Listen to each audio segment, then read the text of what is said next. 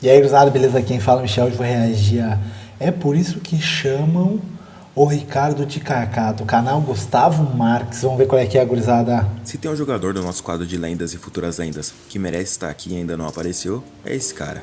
Na história da seleção brasileira, tivemos vários jogadores que hoje já estão aposentados, mas que foram icônicos. No caso desse camisa 22, sua trajetória e seu estilo de jogo com arrancadas e um futebol objetivo. Cara, pior que é, mano. Todo mundo... Tá, tem muitos aí. Ronaldinho Gaúcho, Ronaldo. Cara, eu cheguei quando eu comecei a ver futebol. Cara, eu comecei ali por 2007. 2007, 2008. Cara, e eu pensava, o Kaká joga pra caramba, mano, um Kaká muito bom. E só pensava no Milan, queria ter uma camiseta do Milan com o Kaká.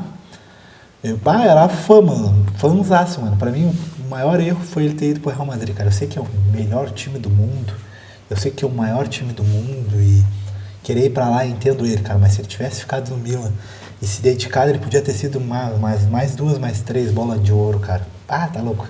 Porque ele era muito rápido, muito inteligente, mano. Por fez ser considerado por muitos um dos maiores nomes do Brasil no esporte. Ele tá louco, mano. Ele era muito xarope, mano. Tá louco. O cara era muito xarope, muito inteligente.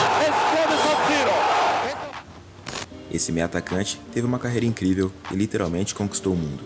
Hoje, você irá conferir o É por isso que chamam o Ricardo de Kaká. Mas antes, deixe seu like e se inscreva no canal para não perder nenhuma novidade.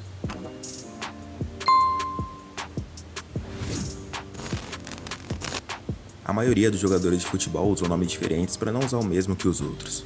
E muitos colocam um apelido de infância no meio. O Ricardo Jackson dos Santos Leite escolheu ser chamado de Kaká, e o apelido foi dado pelo irmão Rodrigo, que não conseguia pronunciar o nome Ricardo, então ficou Kaká. E na infância, todos sabiam que era só questão de tempo para ele se tornar profissional, mas ninguém fazia ideia do quão longe esse pequeno garoto ia chegar. Ele nasceu em Brasília, no dia 22 de abril de 1982, e diferente da maioria dos jogadores daquela época que eram de família pobre, o Kaká teve boas condições financeiras antes do sucesso em campo graças à família. Ele jogava futebol desde pequeno, e aos 12 anos ele foi para as categorias de base do São Paulo, e chegou com status de promessa do clube. Não demorou muito, e logo ele já estava jogando ele era muito rápido. Em 2001.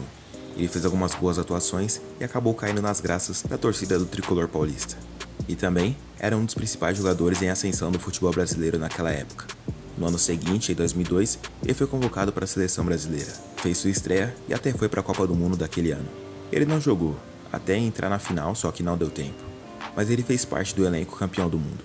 A convocação do Kaká é uma das mais polêmicas da história, porque nomes como Romário e Juninho Pernambucano ficaram de fora da lista. Em sua primeira passagem pelo São Paulo, Kaká jogou 110 jogos e marcou 47 gols. Bem pra caramba, mano. Ele foi pra Europa e se juntou à equipe do Milan da Itália.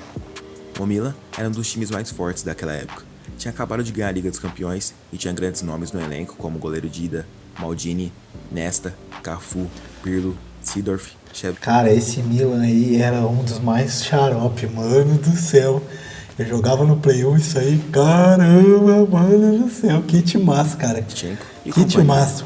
Craque não faltava. E ele escolheu usar a camisa 22, que depois de sua passagem pela equipe, ficou com um peso diferente por lá. Não demorou muito e logo ele conquistou os torcedores rossoneiros devido ao seu estilo de jogo. As arrancadas de Kaká eram únicas e mortais. Ele era um jogador muito objetivo que preferia fazer gol ao invés de fazer uma jogada plástica ou de efeito. Ele se tornou o principal jogador da equipe e conquistou títulos importantes na primeira temporada por lá. Em 2005, ele foi um dos jogadores que destruíram a Argentina na final da Copa das Confederações, onde a seleção venceu por 4-1 e o Kaká marcou um banho de bola. No ano seguinte, era um ele banho fez de parte bola do argentina. ataque dos sonhos da seleção, o famoso quadrado mágico: Ronaldo, Ronaldinho, Adriano e Kaká. E, em um amistoso contra a Argentina, o Brasil venceu por 3-0. O Kaká saiu do banco de reservas e jogou muito. Deu uma assistência pro Elano e no último lance do jogo fez algo absurdo. Uma arrancada do campo de defesa. O Messi atrás velho. Caramba, tá louco. Aí o lançamento para a área brasileira. O Sobe já está em campo. O Kaká parte com a bola dominada. O Messi bem na manha. Sobis abriu pela esquerda. Botou na frente Kaká. Insistiu Kaká, bateu a bola. Aqui banho de bola. Tá louco.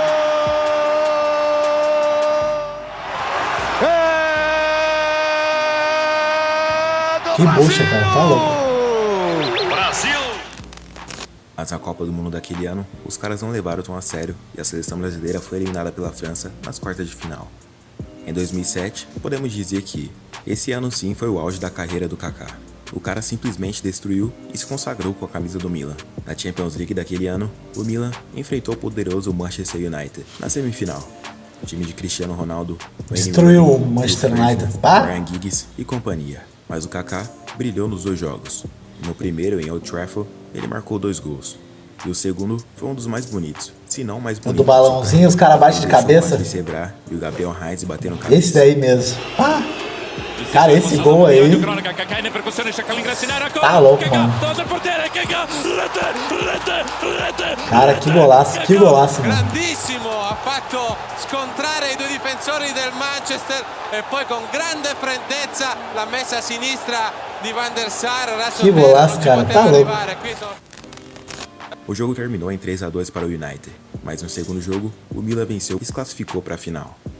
Na final, 3-0, o Milan pegou o Liverpool, que também era uma grande equipe, liderada pelo Steven Gerrard.